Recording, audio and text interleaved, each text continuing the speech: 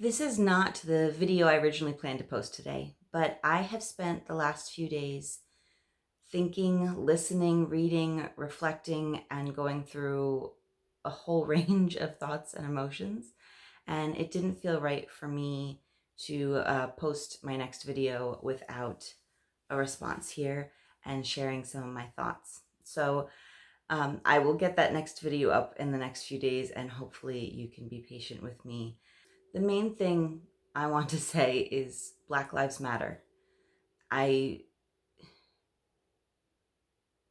am heartbroken for the family of George Floyd and for the Black community. And as a mom, these past few years, I often think of a quote, and I don't know who to credit it to right now, and if I can find it, I'll try to post it below. But to have children is to have your heart go walking around outside your body. I might be paraphrasing a bit, but I think of that in this context because I think of those mamas of Black children and of Black men whose hearts are going walking around and being stomped on by police and by other angry people who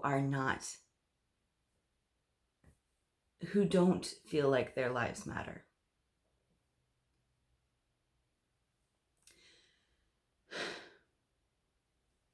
To my fellow white people, this is really hard to admit, but I'm hoping that sharing this will help more people. When I first heard of Black Lives Matter several years ago, my initial gut instinct was, but don't all lives matter? And yes, of course, all lives matter. But a friend explained this to me, and so just in case you're where I was several years ago, I just want to take a minute to explain it to you. And I'm sure many of you probably already understand this, but the reason that we're emphasizing Black Lives Matter is because they have not been treated like they matter. That there is a systemic problem in the United States, and it's probably in other countries too. I just don't know as much about other countries, so I don't want to speak for them. But certainly in the United States, stemming from our history of slavery, going through segregation, Jim Crow, everything, today still, Black lives are not treated like they matter often. And that's why we keep saying Black Lives Matter. And I'm frankly sorry I have not said it more earlier, because this is really, the death of George Floyd is only the last of so many incidents. And that's why we're seeing the reaction that we're seeing. There are two motivations for me today in filming this video. One is that to any subscribers or people watching this video who are Black, I want you to know that I support you, that I am not being silent, and that I will join you and be an ally in this fight. My second reason is to share what I'm planning on doing for myself, and this is mainly for my fellow white parents and educators, just in case it's helpful to you. I think that this is a very personal journey we each have to go through, so I don't think that there's one way to do this, and I know that we're all kind of on different parts of the path, I guess.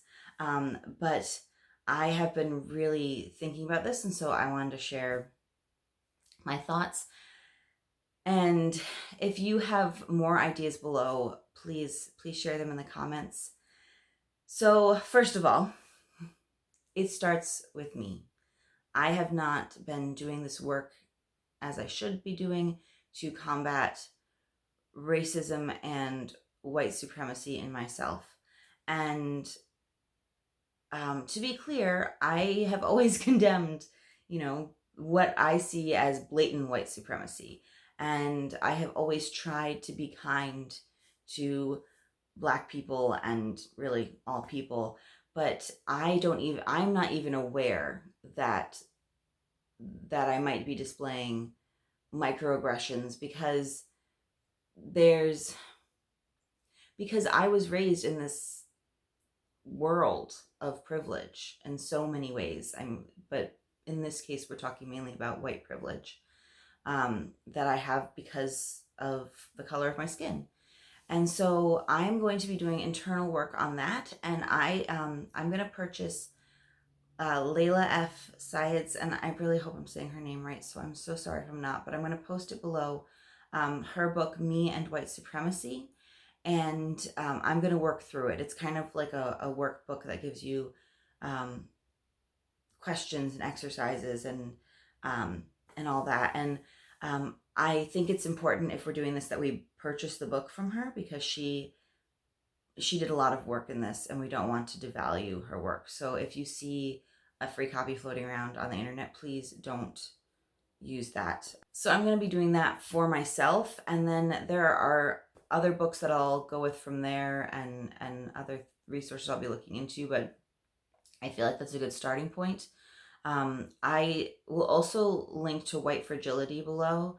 I did start that, but I started reading it when I was pregnant, and it just I wasn't in the right headspace for it. So I will come back to that after I work through Me and White Supremacy, and hopefully I'll be in a better headspace for it at that time.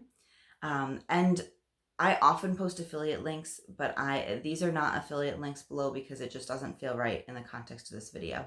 The next and really important thing that I want to talk to you about that I am doing is educating my kids as well to be anti-racist. And this work can start, it's been shown that this work can start at a really young age, because kids do start to, I guess, categorize people. In Montessori, we know that kids, like toddlers and young preschoolers, like to categorize their world. And so this is one area that at that age, they already start to categorize. And so at that age, you can start talking about some of these issues in an age-appropriate way. Now, I'm going to be looking into the book. This book is Anti-Racist, and I will also link that below. I am not sure if this is fully appropriate for really young ones. So from what I've heard from reviews, I'm thinking elementary school and up. It includes activities that we can do together, but I'm going to be taking a look at it and seeing if I can also include my son in this, who's going to be in kindergarten, or if I can just adjust some of the exercises for him. And if not, I will just save it for when they're a little older. I have also joined the Conscious Kid. They have a Patreon account that you can join. I don't know if account is the right word, Patreon community. You can join at different levels to access their resources, and they provide book lists, and they also provide support, depending on what level you join at, for how to discuss race with children and how to talk to them in a way that is anti-racist. Basically helps you raise anti-racist children. And so I felt like I was needing some support with this, and so that's really helpful, and I'm happy to pay them for that. If you have limited funds, they have kind of a scale of what you can pay. So, and I will link them below as well. There are also other great resources out all over the place that you can kind of dig for. And I'm sure more people will be sharing more on this. At least I'm hopeful that they will in the coming days, so that we can all work together to raise this next generation up better, as well as make ourselves better. I think as I'm teaching my kids, I learn so much. So I'm really excited to have the opportunity to do this work with them. If this is something that's been on your heart, or if you have been doing your own work on this, I would love to know what you're doing and share resources. There's, of course, so much more to do. There's places to donate to. There is so much work to be done to reform the system, as well as change hearts and minds. So that is something I will look into as well. But this feels like an important place to start within myself and within my home. To my wonderful community, whether you have subscribed yet or not, I really want this to feel like a safe space for everyone, regardless of race, religion, and gender identity. So if there's something here that doesn't make you feel safe for some reason, or something that you want to see, then please let me know. I am a cis straight white woman homeschooling her children in rural Vermont. I'm open to constructive criticism to make sure that this does feel like a safe space for everyone. I just ask that your comments here, whether in that regard or otherwise, be respectful. I will delete disrespectful comments on this video because we don't need that extra hate right now. Thank you for watching this. My planned video will go up in the next few days as well, but I just felt like this was really important for me to say and to share with you. With lots of love and hope for the future, I will talk to you later.